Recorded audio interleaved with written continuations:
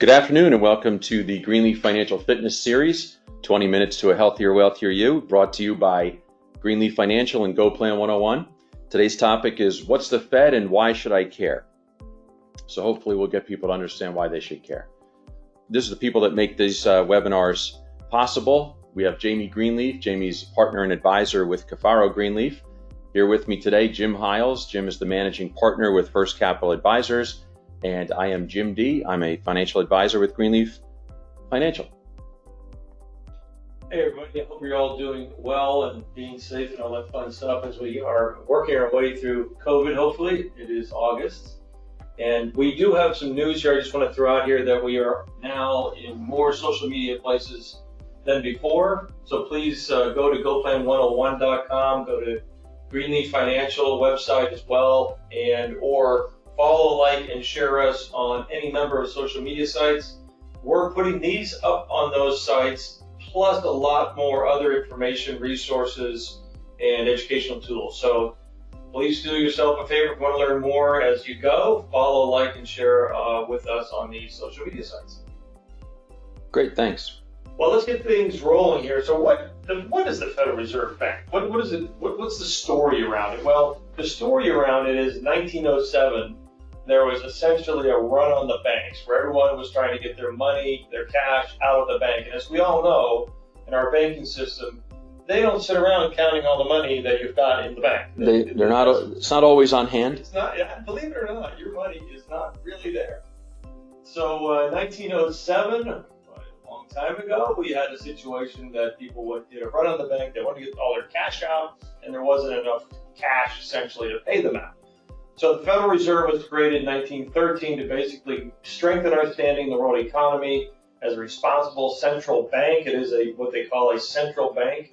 You'll hear that term a lot in the news. And basically to create a better economic system to respond to taking care of bank crises and other things you're going to see here as we talk about it. We also know that different regions in the country, based on their local needs for money, also vary. And you can see our buddy Alexander Hamilton down at the bottom. He was probably one of the first guys that thought up this idea way back with our founding fathers. We give him a lot of credit for doing so. By the way, if you haven't seen the show or get it on Disney Plus, Hamilton is a great show to see. Anyway, that's what the Federal Reserve Bank was really set up to do. So what's the purpose of the Fed? A lot of times people want to know, well, what does the Fed actually do? And it really is the banker's bank is another thing that we think of the Federal Reserve as. But their main purposes are listed right here. Number one is to manage inflation. Number two is to supervise the banking system. The third one is to maintain the stability of our entire financial system.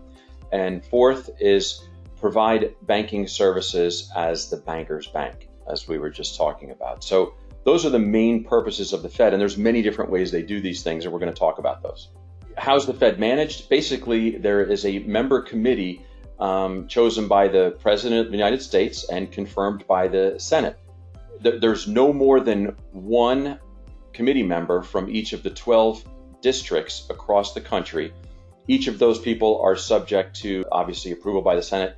The Federal Reserve is subject to congressional oversight and any changes in the law that Congress passes. The Board of the Governors must be nonpartisan and act independently. That's very important. They're to be non-political. And the terms are staggered to provide the Fed political independence and continuity, and also ensuring that one president cannot stack the deck with people that he feels are thinking the way he thinks. This is a lot of talk about whether or not the Fed is being controlled by the president or any other party. It's right. It really is not, and they're set up so that they are independent, and you've got to be independent, otherwise this wouldn't work. Right. It wouldn't. If it became political, it wouldn't work at all. Yeah.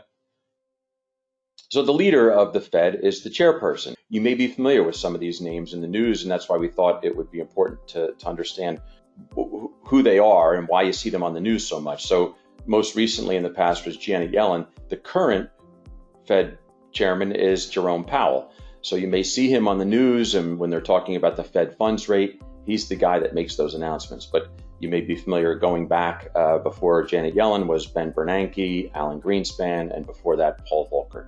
Let's go into what is the purpose here. Purpose is price stability, meaning that the economy has not experienced high or variable inflation or deflation. Price stability, inflation is really something that typically in our economy anyway is best when it's low, and when it's expected also remain low. So that usually means that interest rates are low, borrowing's easier, the economy is actually working. Overinflation isn't necessarily healthy, but neither is de-inflation. And de-inflation occurs when prices are falling. And we're going to hear these terms, and you'll hear them in the news quite a bit. Just get an idea for which way they're going and why. Also understand the long-term goal for inflation is a 2% rate. And we're going to talk a little bit about where we are today in terms of that 2% rate and what we think might happen in the future. When you look at this one, this is the other side of the coin. Is they want to have people working. That makes this economy run. And it's cyclical unemployment, which is the type that rises. Unemployment goes up when there's economic downturns. They want to try to get people to work, and they're given a number of monetary tools, money tools, to help boost the economy when these things start to happen. Right, and we're seeing new tools now, right? Because unemployment is very high, but now they're more concerned with income than unemployment, right? Now let's talk about the price of money. So basically, that's what an interest rate is. It's the cost or the price of money. So an example here is the interest that you pay on your loans or credit cards is the price that the lender charges you to use their money.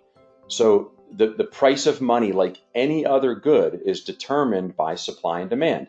The Fed influences interest rates by controlling the supply of money in the market. And by changing that supply of money that's in circulation, the Fed actually changes the price of money, if you could think of it that way. So there's a number of different things, and we're not going to go too much deeper here in terms of the technical stuff, but in monetary policy, you can look this up and we'll have them on the site. There are different ways that they can influence the amount of money in the marketplace. The one thing we did also learn in 2008 and 9 is money in the marketplace doesn't necessarily mean it's going to go to the places in the market that they want it to go. Exactly. It can get stuck in the bank, it can get stuck in the savings account. Really, the goal for money, sometimes anyway, is to have people spend it. To get it in their hands and have them use it. And that pushes the economy forward a little bit. Right. So let's go ahead on to the next one. Really, the takeaway here is understanding these two little words, easing and tightening.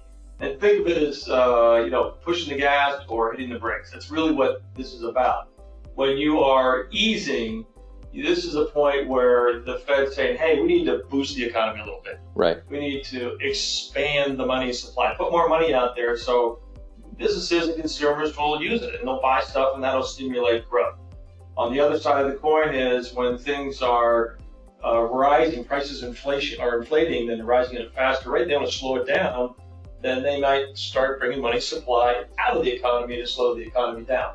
That's really the takeaway of what the Fed does right there. It's easing and tightening the amount of money that's in the system. Now, there's a lot more that goes on with this. Sure. And keep in mind, there are central banks around the world which play into the economic decisions on a global scale, like the Bank of Japan, and there's the ECB, which is the European Central Bank, and there are a number of other central banks in China, for example, so that they're all playing a similar game within their own economy. Right. So we're not doing this in a vacuum, which is what makes it even more difficult. Some of the tools that the Fed uses to accomplish their objectives, the Fed funds rate is the main tool that the Fed uses to influence the U.S. economy, what Jim was just talking about in terms of getting more money out there. And the rate is a benchmark for interest rates on credit cards, mortgages, bank loans, arguably the most important interest rate in the world. Fed funds rate, this drives a lot of things, which we're going to talk about more in a second. But the Fed funds rate, having it go up and down, will have an impact on what's going on in the economy at some point. But the Fed does not control your mortgage. The Fed does not control the bond market. The Fed does not control interest rates on a variety of loans. What they're trying to do is they want to change the flow of money in and out of the economy. Right. They're trying to influence. Exactly. So it's not as if they're saying, hey, well, our rates are going up and our credit cards are going up around the world. It's not really how it goes. but it does translate at some point. Right, that's a good point, because I think maybe some people think that the Fed controls the rate they pay for their mortgage or what they get on interest. The open market activities, another way to lower interest rates is the Fed will buy securities from other banks, brokerage firms, and that injects large amounts of cash into the economy. We're seeing tons of that right now. And this makes money more plentiful, puts more money into the system. And just like most goods, when money becomes plentiful, it's less expensive. So, and vice versa on the tightening side. Yeah, so think about that, even the term open market activity, which means the Fed is active in the open market. They're literally going into the bond markets and buying or selling bonds directly as another buyer or seller in the bond market. They just happen to be the biggest, right, and influence the rest of the market. Right, and currently we're seeing things they've never done before. Yeah, so how are we doing? Let's bring this back home. Inflation. Where are we literally today with inflation? And that headline CPI up there said that 50-year historical average on headline inflation is 3.9%. And we are down into 0.2%. So in this particular environment, you're seeing inflation so low that that's actually becoming a problem. That deflation is when prices are falling. They don't want that. That's not a good thing for the economy. But that's kind of where we are today. So that should stimulate some activity by the Fed. So deflation is as important to the Fed as rampant runaway inflation. Let's go to the next slide. So on this one, you're going to take a look at unemployment. So if it's inflation and pricing on one, and then the other dual mandate is unemployment, unemployment is, actually today, I think, depending on who you talk to, is either 10.2 or 11.2. So right. It's actually come down from May. So this is a coronavirus situation, no doubt. We have this huge unemployment spike created by the coronavirus, but it's creating a huge problem in the economy because people aren't making money. Right. They're not able to spend money. The economy could stall. Markets are falling. Prices are coming apart. Where are we going? What do you think the Fed's going to do now? Just by the way, this is a manufactured unemployment, right? This didn't happen because of the economy. It happened because of the shutdown, right? So pretty amazing event. But if you're the Fed, you got to move. You can't just open it back up because we're all dependent upon what the coronavirus does. We can see over since 1999 what the Fed funds rate has been and the impact it's had on interest rates. And if you look today and what forecasts look like moving forward, they're not going much higher. I think so. I mean, is there even a line on there? Is there? Goes up and off? It's so close to zero. I mean, it effectively is zero, right? So. I mean, if you look at this historically, how much lower can you go? There's a lot of talk about there whether or not we're going to go negative interest rates. Well, if you look at it from a inflation-adjusted standpoint, we're already in negative interest rates because inflation is doing something here. Right. We haven't talked about real returns. We were going to talk about that a little bit, but since you brought it up, Jim, tell us about real returns. Well, as you just said, if you're earning 0.04 or 0.13 on your money, you're obviously earning negative, right? Yeah. You're paying taxes on what you're earning, and there is some type of inflation, more than zero. Yeah. So we think those interest rates are going to stay low for a long time, which is going to come back to how do you invest money, how do you borrow, what are the expectations on interest rates. This sheet shows a really interesting, to me, a graphic. I'll just boil it down to one thing. The Fed is going into the open market and they're buying a ton of assets from the open market.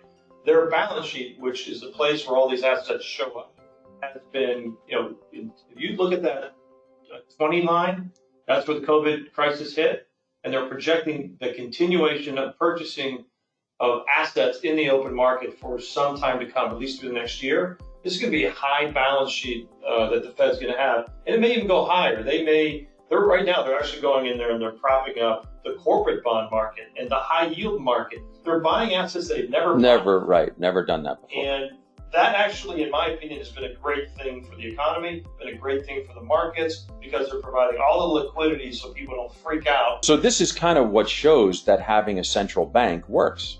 This is a microcosm of what they should be doing as a central bank. Absolutely. Right. And if you look at where the real changes started in 2008. You see up in the upper left there, it says QE1, QE2. You want to talk, that's quantitative easing. If you hear those terms on the news, that's what that stands for, right? Some people may not recognize. It's not Queen Elizabeth. No, it's not the Queen. It's not the cruise ships. But quantitative easing is the Fed putting money into the system by buying those assets. Yeah. So, a lot of debate around this. Is that a good thing or a bad thing? Great thing for this year, maybe not so good for the future because we're buying a lot of stuff. That means a lot of money is in the system, a lot of money is flying around. Are we have to pay this stuff back? And if so, right. How? And that is certainly the number one issue out there everyone is thinking about when it comes to the Federal Reserve. Right, but they're being creative and they are backstopping the U.S. economy, which is what they're in business to do. Yeah, right? And this is great. I mean, if you think of all they spent $2.4 trillion this year so far, and they're talking about maybe another $1 trillion or more coming. Absolutely necessary, in my opinion. And look at what they're doing. They're sending money directly out in rebate checks. They're boosting unemployment benefits. What are they doing? They're putting money in the system, exactly what they should be doing.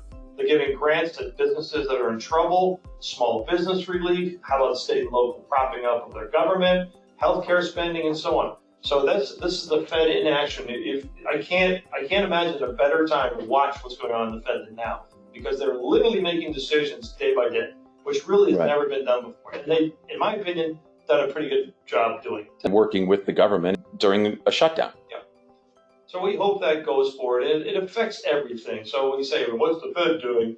It's one of these wonky financial nerdy things, but on the other hand, it affects a lot. It affects where you're going to get paid on savings accounts, CDs, money markets. It's going to affect your stock portfolio. How stocks are valued have a lot to do with the current interest rate economy. Right, and in turn, your retirement account values. That's right. So when people wonder why they should worry about what the Fed does or what they're doing, these are some of it impacts almost everything that has an interest rate attached to it, right? So think of your bond portfolio. Your bond portfolio interest rates are so low and likely to remain low that you might have to rethink your entire portfolio. Right. And that's one thing I think that we're suggesting, that if you're looking at retirement or even looking, to invest money, frankly, you should be taking a completely different look at how the world is going to unfold. It's not going to be the same as it was looking backwards. It can't be. Not for... It's going to affect real estate and how you borrow money and buy real estate and how you value real estate.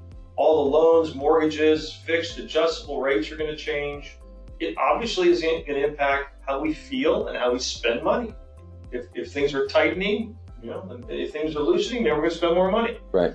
Businesses, on what they produce, how many workers they have, and what investments that they're going to make. And essentially, that comes down to your job. That's how big an impact the Fed policy can have. It can definitely control what kind of employment structure there is in the economy. It may affect you.